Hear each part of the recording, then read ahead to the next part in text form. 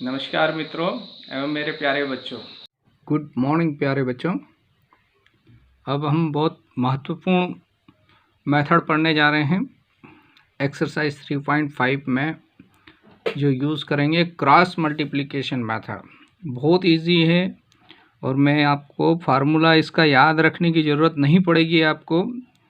आप बहुत से बच्चे इसका फार्मूला देख के डर जाते हैं, लेकिन आपको बिल्कुल डरने की ज़रूरत नहीं। आपको फार्मूला मैं बनाना सिखा दूंगा बहुत आसानी से। जैसे आप पजल्स यूज़ करते हैं ना, पजल्स खेलते हैं या पजल्स को सॉल्व करते हैं, ऐसे ही इस फार्मूले को बनाना सीख जाएंगे और आपको पजल्स जैसे सवाल लगेंगे। और दूसरी दो मेथड की तुलना में आपको ये और इजी मेथड लगेगी। तो आइए शुरू करते हैं बच्चों। तो क्रॉस मल्टीप्लिकेशन मेथड में कुछ पॉइंट्स है, मैं आपको यहाँ पहले शेयर कर देता हूँ, उसके बाद इसको सॉल्व करना बताता हूँ।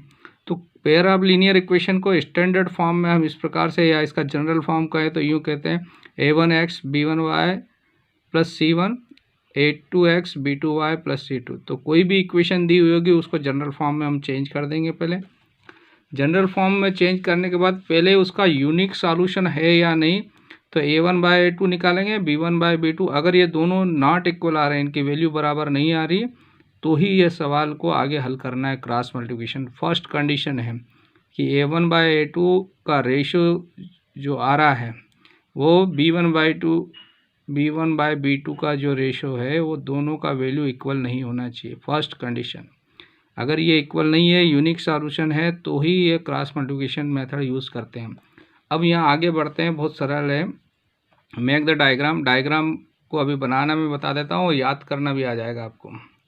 तो आपको क्या करना है प्यारे बच्चों कि जब भी इस सवाल को हल करेंगे आप, तो आप डायग्राम इस प्रकार से, एक्स वेरिएबल जो है आप एक्स वाई, और यहाँ कोई वेरिएबल नहीं है तो कांस्टेंट यानी इसको 1 लिख देंगे। कोई वेरिएबल की जगह 1 है तो 1 लिख देंगे। ठीक है बच्चों, तो आप वेरिएबल लिख लीजिए, पहले x लिख लीजिए, y लिख लीजिए और 1 लिख दीजिए, है ना। अभी आपको फार्मूला बनाना आ जाएगा, इसलिए आप थोड़ा सा ध्यान दें कि जो इक्वेशन में वेरिएबल है वो पहले x y और फिर कांस्टेंट लिखिए। फिर x के नीचे जो ये डायग्राम बना रहे हैं, है ना, तो इसके लिए x का वैल्यू रखना है, तो आप x को हाइड कर दीजिए यानी छुपा दीजिए। ठीक है ना। अब x को छुपाने के बाद में इनकी जो कोफिशिएंट है, ये जो नंबर्स रहेंगे उनको लिखिए। b1 b2, तो यहाँ x के यहाँ से शुरू करिए, b1 b2 जैसा है वैसा का वैसा नोट कर दीजिए, b1 b2। फिर इधर क्या है, c1 c2, तो c1 c2 लिख दिया आपने। समझ में आ गया होगा बच्चों। फिर अब y के लिए, तो y को छुपा दीजिए। ठीक है, y को आपने छुपा दिया। तो अब यहाँ से देखिए, यहाँ क्या दिख रहा है, a1 a2 नंबर्स यानी कोफिशिएंट a1 a2 और c1 c2। तो c1 c2 हम पहले लिख चुके थे, अभी b1 b2 और c1 c2 यहाँ लिख चुके थे x के लिए। अब c1 c2 आ गया तो लिखना नहीं है दोबारा, अब क्या लिखना है, a1 a2, तो आपने a1 a2 लिख लिया आपने। ठीक है बच्चों।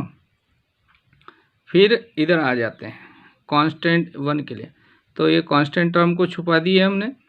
अब यहाँ देखो, आपको a1 a2 है और b1 b2 है, तो लेकिन a1 a2 हम ऑलरेडी लिख चुके हैं, तो अब आपको क्या लिखना है, जो बचा हुआ b1 b2 लिख दिया, है ना। तो इसमें ये भी ध्यान रखना, b1 b2 फर्स्ट में भी आएगा और लास्ट में भी b1 b2 ही आएगा। इधर c1 c2 a1 a2। आप इससे करेंगे तो आपको याद रखने की ज़रूरत नहीं, अपने आप बनता चला जाएगा। एक और रूल्स है, ये ध्यान रखिएगा, क्रॉस मल्टीप्लिकेशन मतलब आपको क्रॉस करना है, क्रॉस वाली विधि से हल करना है। तो मैं आपको एक ट्रिक बता रहा हूँ। तो क्रॉस मल्टीप्लिकेशन में पहले ऊपर से नीचे जाना है, क्रॉस में से ऊपर से नीचे, ऊपर से नीचे, फिर नीचे से ऊपर, फिर नीचे से ऊपर, ऊपर से नीचे, नीचे से ऊपर, ऊपर से नीचे, नीचे से ऊपर, ऊपर से नीचे, नीचे से ऊपर, है ना। ऊपर नीचे समझ में आ गया होगा। तो पहले ऊपर से नीचे आना है, फिर नीचे से, बस ये ऊपर नीचे याद कर लिया तो आपको ये क्रॉस मल्टीप्लिकेशन मेथड याद हो जाएगी, है ना। इसको लिखने के बाद अब आपको आगे और सॉल्व करना है, तो बहुत सिंपल है। अब यहाँ से एक्स वाई का वैल्यू निकालना है, तो हम क्या लिख देंगे, इस प्रकार से इसको लिखेंगे, एक्स के बटे में ये संख्या जो आएगी, अभी कैसे आएगी ये बताता हूँ। तो क्रॉस मल्टीप्लिकेशन अभी बताया ऊपर से नीचे, तो आपको क्या करना है, ऊपर से नीचे एक्स की वैल्यू को ऊपर से नीचे है ना, b1 c2, तो b1 c2 लिखिए और बीच में सब में माइनस लगाना है आपको, है ना। ये क्रॉस है, यहाँ पे माइनस लगेंगे सब जगह। तो B1C2, फिर नीचे से ऊपर B2C1, B2C1 आ गया। फिर y के लिए C1A2, C1A2, फिर C2A1, C2A1, ऊपर से नीचे, नीचे से ऊपर। फिर कांस्टेंट के लिए A1B2, A1B2, फिर माइनस, फिर A2B1, तो A2B1। बस ये इतना करेंगे आपके सवाल कंप्लीट हो जाएगा। उसके बाद एक्स वाई को हम सॉल्व कर लेंगे, आपके आंसर आ जाएंगे। अब एक एग्जांपल दे रहा हूँ, बहुत आसानी से समझ में आ जाएगा आपको, है ना। एक्सरसाइज 3.5 का क्वेश्चन नंबर फर्स्ट का सेकंड ले रहे हैं, फर्स्ट बाद में करेंगे, अभी ये समझाने के लिए मैं ले रहा हूँ। तो ये आपको दिया है, तो सबसे पहले तो जनरल फॉर्म में चेंज करो। तो system of equation return as, तो इसको जनरल फॉर्म में लिख रहे हैं। तो 2x + y = 5, 5 ये इधर आ जाएगा बच्चों, -5 हो गया और 0 यहाँ हो गया, ठीक है ना। ये 5 को इधर ले आए, है ना, माइनस का हो गया 5, और इधर 3x + 2y और 8 भी इधर क्या हो गया, -8, है ना। ये इक्वेशन फर्स्ट सेकंड आपका अभी इस प्रकार से हो गई। ये आपने जनरल फॉर्म में लिख दिया।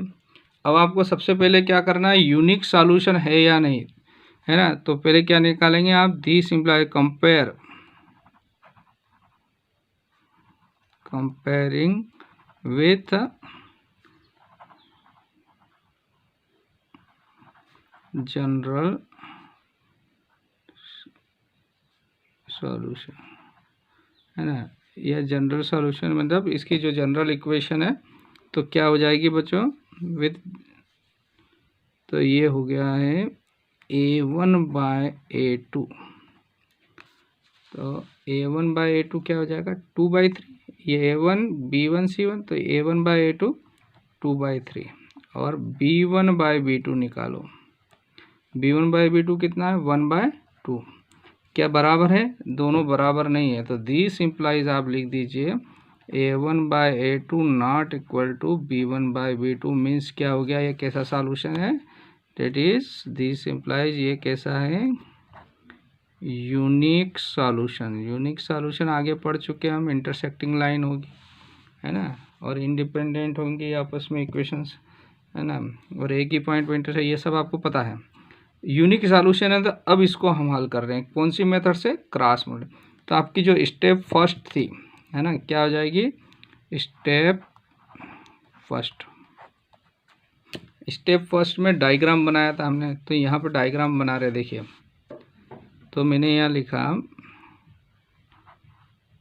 क्या लिख रहा हूँ, x, है ना। तो x के लिए तो x को छुपा दिया हमने, है ना, अभी बताया था ना, x को छुपा दे, है ना। तो इसको इन दोनों के कांस्टेंट ये लिखे, कोफिशिएंट नंबर 1 2, इस y के आगे y को नहीं लिखना है, इनके नंबर लिखना है, 1 2, फिर -5 और -8, ये x के लिए हो गया। फिर y के लिए नंबर लिख रहे हैं हम, तो y को हटा दिया, तो -5 8 तो आ गया है, तो क्या बचा, 2 3, तो यहाँ 2 3, है ना, 2 3 लिख दिया। फिर इसी प्रकार से इधर देखिए, इधर ये कांस्टेंट को छुपा देंगे आप, है ना। तो यहाँ 2 3 आएगा और 1 2 आएगा, तो यहाँ देखिए 2 3 पहले से आ गया, तो अब 1 2 आ जाएगा, तो ये y हो जाएगा बच्चों, और यहाँ आ जाएगा 1, यानी कांस्टेंट, यानी 1 2, इसको हम रेट से लिख देते तो आपको समझ, x y और 1, ये x के लिए, ये y के लिए, और ये कांस्टेंट टर्म के लिए, ये इस प्रकार से। अब आपको स्टेप सेकंड में आ जाते हैं। तो स्टेप 2 क्या है, ये भी बहुत आसान है। x लिखिए आप, फिर बराबर लगाइए, फिर y लिखिए, फिर बराबर लगाइए, फिर 1 लिखिए, फिर बराबर, है ना। अब आप इनको ब्रैकेट में लिख देंगे तो ज़्यादा आसानी, जब नंबर को हल करेंगे तो आप ऐसा लिख देना, बहुत आसान सवाल हो जाएगा आपके लिए। अभी 1 2 सवाल करेंगे तो आपको सबसे अच्छी मेथड यही लगेगी। अब आपको करना क्या है, देखिए यहाँ पर ऊपर से नीचे और नीचे से ऊपर, ऊपर से नीचे इन दोनों का मल्टीप्लाई करो, 1 माइनस 8, नीचे से ऊपर 2 माइनस 5, फिर ऊपर से नीचे, नीचे से ऊपर, तो -5 का 3 में, तो -5 इंटू 3, फिर -8 इंटू 2, -8 इंटू 2, फिर ऊपर से नीचे, नीचे से ऊपर, 2 मल्टीप्लाई 2 और इधर 3 मल्टीप्लाई 1। ठीक है बच्चों, तो यहाँ तक आ गए हम। इसको आगे और सॉल्व करते हैं। तो यहाँ से हो जाएगा दिस इम्प्लाइज x अपॉन -8 और माइनस का माइनस में मल्टीप्लाई होता है तो +10। अब बहुत आसान सवाल हो जाएंगे, आपको इतना अच्छा लगेगा कि कोई हम पजल सॉल्व कर रहे हैं। -15 और +16 इज इक्वल टू 1/4 - 3, है ना। तो ये आप लास्ट आंसर की ओर बढ़ रहे हैं। तो x इक्वल टू 10 में से 8 गया तो 2, यहाँ 1 और यहाँ पर भी 1 बच्चों। ठीक है, अब आपको स्टेप 3 आ गई। स्टेप 3 है ना, आप आंसर निकालेंगे। ये स्टेप सिर्फ समझाने के लिए कर रहा हूँ, आपको वहाँ करना नहीं है, लिखना नहीं है। तो यहाँ से आप केस फर्स्ट ले लीजिए। केस फर्स्ट इसलिए ताकि आसानी रही। केस फर्स्ट मतलब इसको x और कांस्टेंट टर्म को, ये तीनों इक्वल है तो कोई भी दो आपस में बराबर लिख सकते हैं। तो हमने किस किस को बराबर लिख लिया, x का वैल्यू निकालना, तो x और कांस्टेंट टर्म यानी 1/1 क्रॉस मल्टीप्लाई कर दिया, ये इधर गया, ये यहाँ ट्रांसफ़र हुआ, तो x और 2, तो ये x इक्वल टू 2, ये आपका आंसर आ गया। केस सेकंड, ठीक है बच्चों, इन दोनों को y का वैल्यू निकालना, तो y को कांस्टेंट के बराबर रख दिया, ये इधर गया इधर, तो y into 1 equal to 1 into 1, तो y का वैल्यू 1, तो x इक्वल टू 2 और y इक्वल टू 1। तो आप फिर से देख लीजिए क्या है करा हमने। ये इक्वेशन है आपकी, इसको आपने जनरल फॉर्म में चेंज किया। जनरल फॉर्म में चेंज करने के बाद यूनिक सॉल्यूशन का पता लगाएंगे, यूनिक सॉल्यूशन है कि नहीं। तो ये दोनों इक्वल नहीं है, तो यूनिक सॉल्यूशन का पता लगा लिए हम। फिर अब इसको इसमें एक प्रकार से डायग्राम में रखते हैं। तो पहले x के लिए वैल्यू रखते हैं, तो x को छुपा देते हैं, तो यहाँ से लिखते हैं 1 2 और -5 8। तो हमने लिखा 1 2 -5 8। फिर y को छुपा दिया बच्चों, तो y को छुपाने के बाद लिखते हैं 2 3 -5 -8। तो -5 -8 पहले से आ चुका है, तो 2 3 लिख देंगे आगे, बस ये ध्यान रखना है यहाँ पे। फिर कांस्टेंट टर्म के लिए इसको छुपा दिए आपने, ठीक है। तो यहाँ बच रहा है 2 3 और 1 2। तो इधर देखते हैं 2 3 पहले से आ चुका है, तो 1 2 लिख दिया।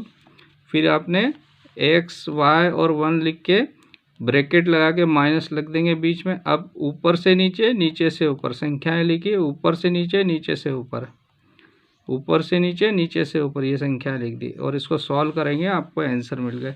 तो ये क्रॉस मल्टीप्लिकेशन मेथड है, बहुत इजी है बच्चों, आपको आसानी से समझ में आ जाएगी। अभी सवाल करेंगे तो आपके सारा कॉन्फिडेंस और बढ़ जाएगा।